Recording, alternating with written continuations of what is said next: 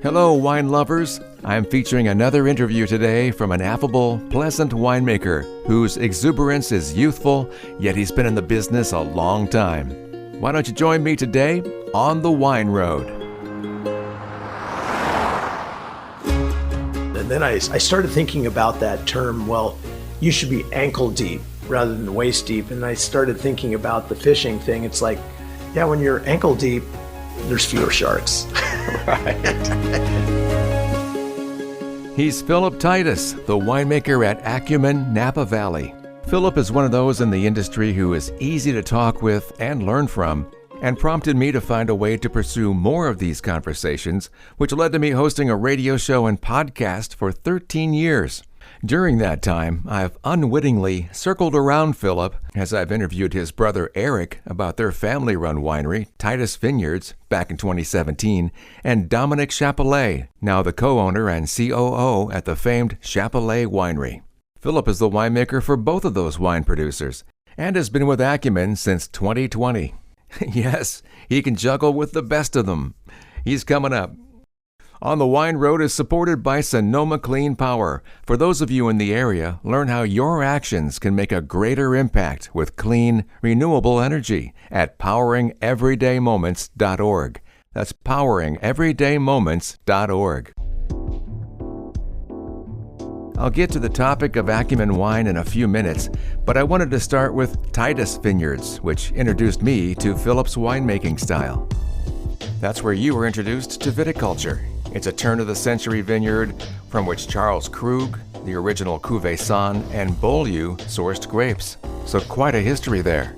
Yeah, I don't think I saw it as an opportunity when I was first introduced to working in vineyards. It was more that my father bought the vineyards in the 60s, and with four sons, he just decided, well, why pay somebody to work in the vineyards when you can have your kids working in the vineyards? Right.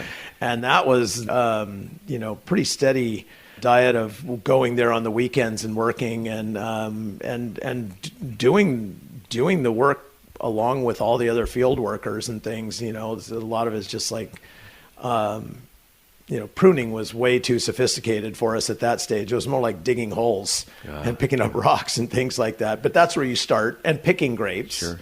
And that's kind of where you start, and then you kind of work your way up. The introduction to viticulture was through the Titus Vineyard, and it was a very old vineyard. It had, the original 32 acres had 13 different varieties on it. Crazy stuff that you don't see anymore. Yeah. Like Burger, Golden Chasselas. We had the largest planting of Concord grapes in Napa Valley, and it was a quarter of an acre. Yeah. And we sold it, because it's at the base of Deer Park Road. We sold the Concords to the Seventh-day Adventists who didn't drink wine, but they made jelly and juice. And so that was, it actually, I think we were making more money off the Concords than we were off some of the other grapes. Right. Which wouldn't have lasted too long, though. Yeah. Yeah, and then Chapelet, funny because I worked in those vineyards and worked with my dad. And then if I should have learned, but I didn't. I went right off to Davis and enrolled in the enology program at 18. I wasn't even old enough to drink, and I was over there in the enology program, which I can't say, going off to college and just, you can't just study science and viticulture and enology, not when you're in a university. You really want to study other things. And so I managed to squeeze in quite a few other, lit and history and things like that. I stretched it out at, kind of as long as I could, but eventually finished up in agronomy and viticulture and enology. And gosh, I got out of Davis in 1981, and Chapelet, there was literally in the St. Helena Star, had an ad for they were looking for crush workers at Chapelet. Nice. And so I went and applied. Tony Soder was the winemaker. He was a big force in the industry at the time, so I interviewed with him, and I just went to work in the cellar at Chapelet. it helped to have an education, but in the end, Sure. the education was right there in the winery. And you had the education too at your father's vineyard from 12 years old, so you gained quite a bit of knowledge early on. Had a lot of it, but the winery was it was funny because when I started at Chapelet, there were three guys that we had all just graduated from Davis, and there was crush jobs are plentiful and easy to get. Yeah. But there was really one full-time job that was, one of us was going to get the full-time job after. Two were going to leave and go look for a job, and one of us was going to stay. Mm-hmm. And I was very determined to be the one to stay. And so that is what happened. And I was hired by Tony Soder, and then he promptly left. I think I worked for Tony for about a month, and then Kathy Corison became the winemaker. So she became, more or less my mentor at the time. And I convinced her that I was the one to hire and keep on full time. And so that was a great experience working with her for the next 4 years.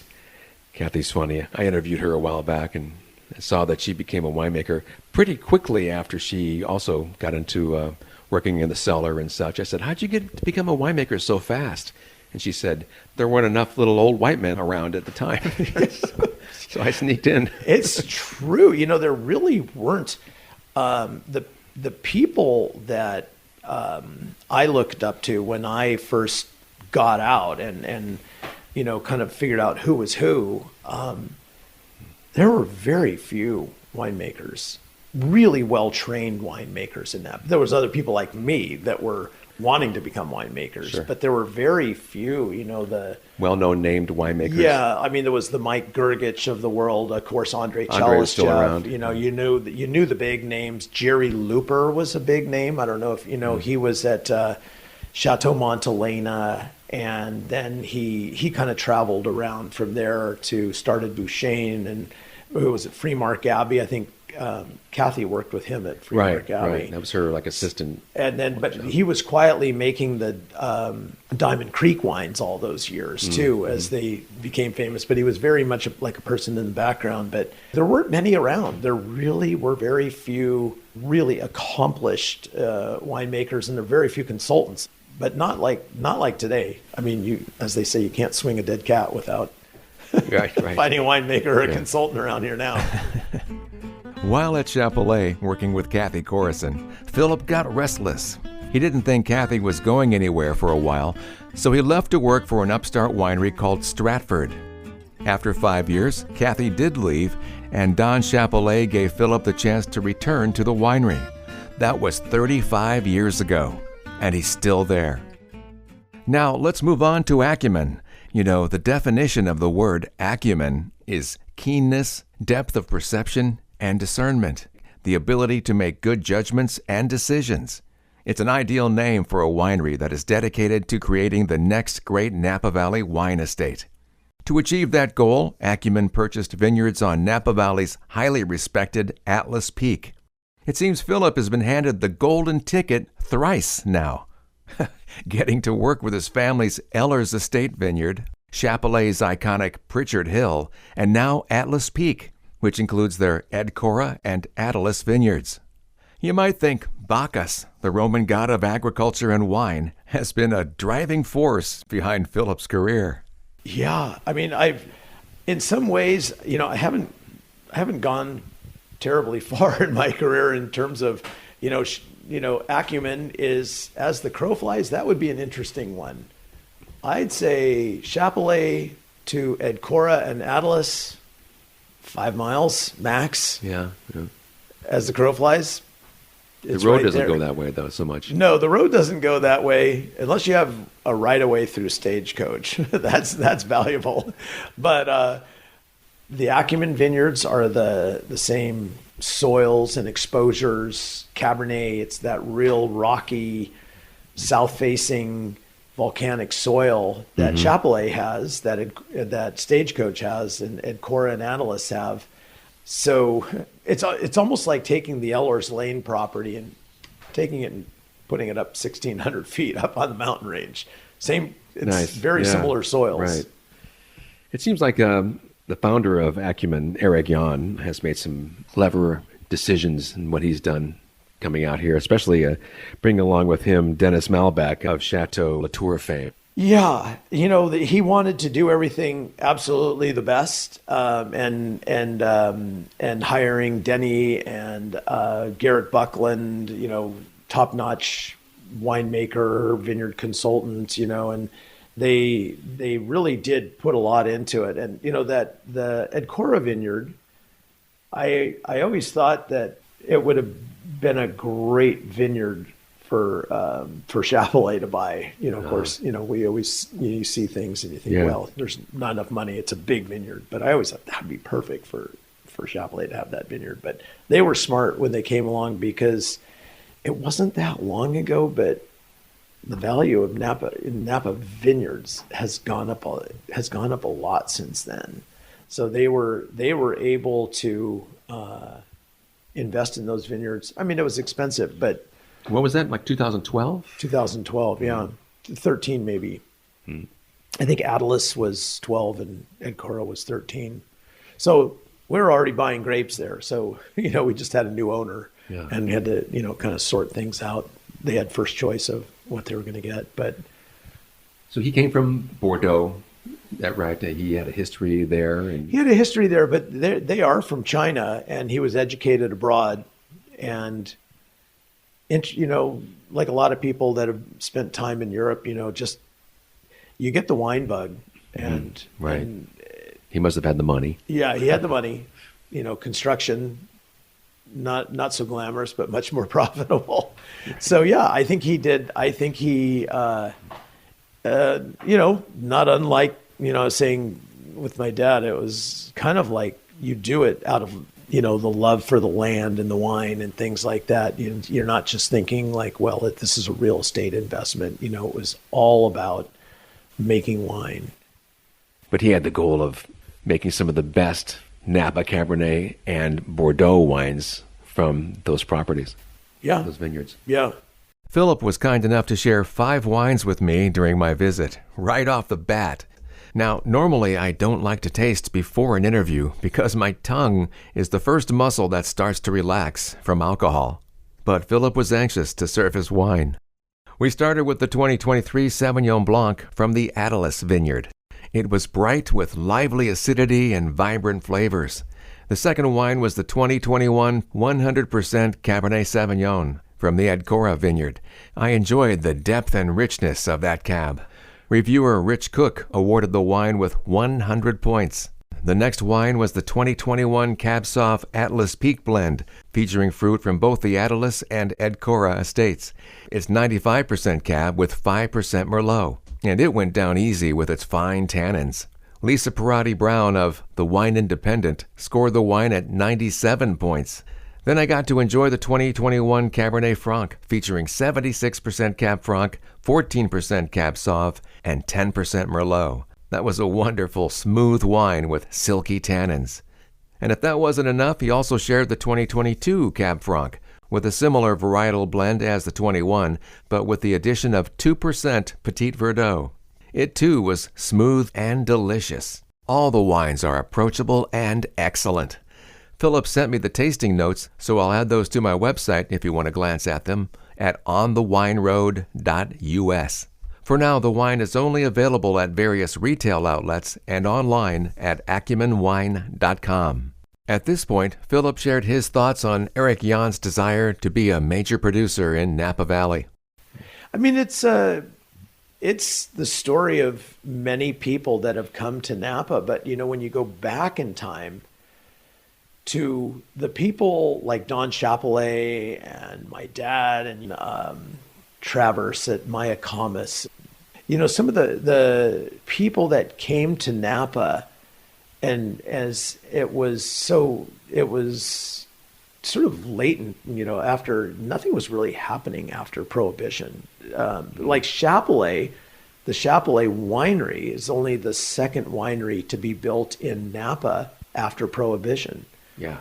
Robert Mondavi built his winery in 66 and Chapelet was built in 68. So you kind of think, well, what happened between 1933 and 1968? It's like Not a Not whole much. lot. Yeah. Not much. Well, Eric, it's been a real pleasure talking with you. I'm going to back up a little bit again.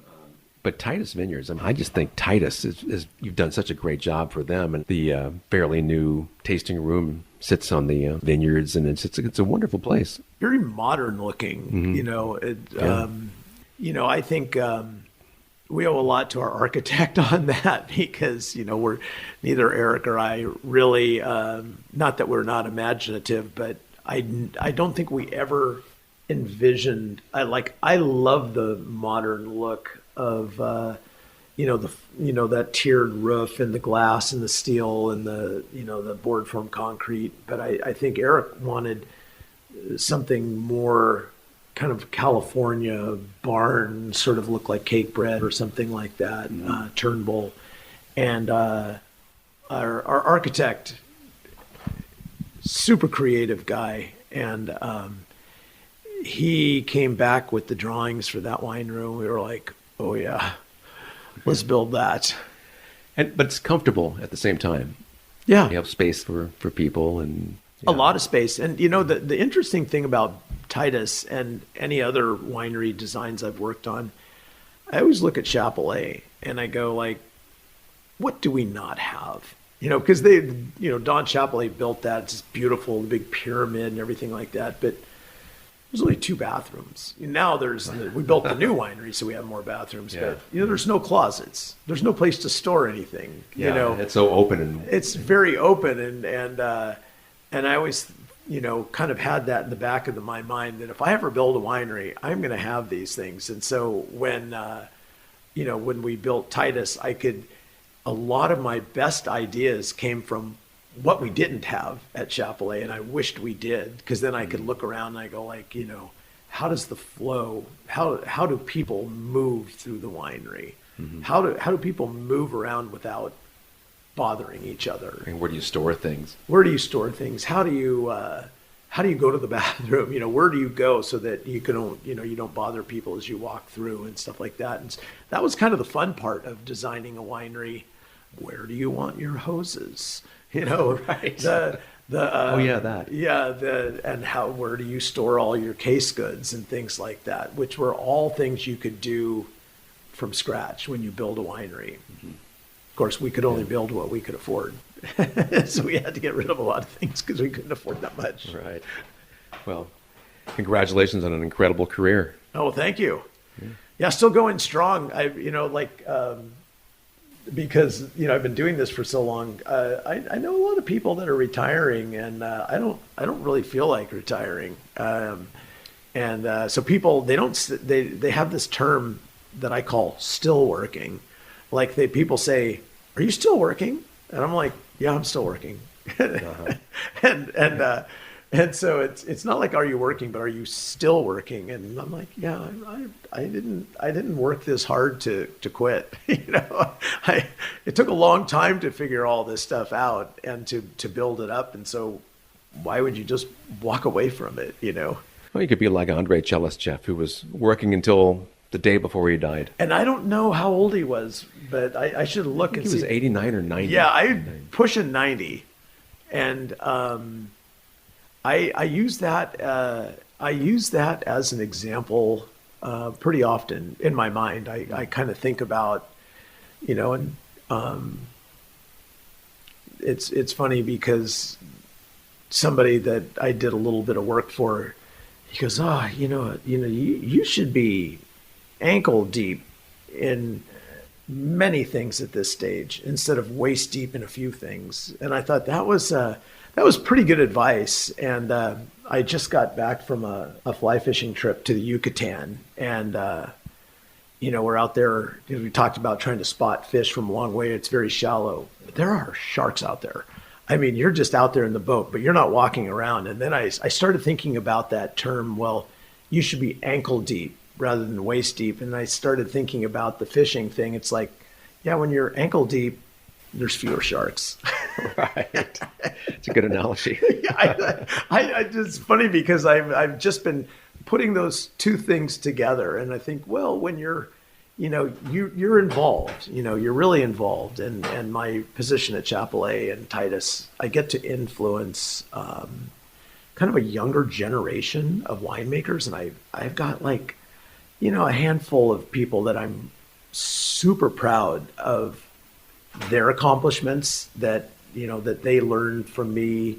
You know, I didn't always have somebody to learn from. I learned a lot from Leo McCloskey, and then you figure that then it becomes your job to try and download and pass on everything you know to a next generation. Mm-hmm.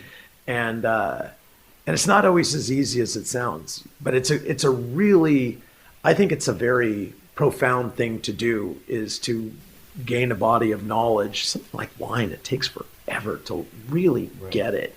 And then by that time, you know, people are saying, you're still working. It's like, yeah, I got to pass all this stuff on to the next generation. Yeah, being a good mentor is something to be proud of, for sure. Yeah. Yeah, that's great. That's what I tell my kids, you know, if you can find a mentor in life, you're very lucky.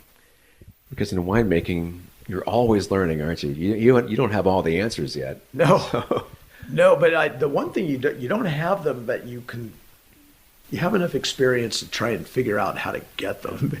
Whereas when you're younger, you're just like, oh boy. That's when when you're younger, you think you have the answers. Right.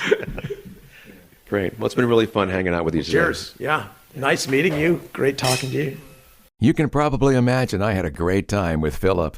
Find details about Chapelet and Titus Vineyards by searching online, and Acumen can be found at acumenwine.com. Today's episode was written, recorded, and produced by me.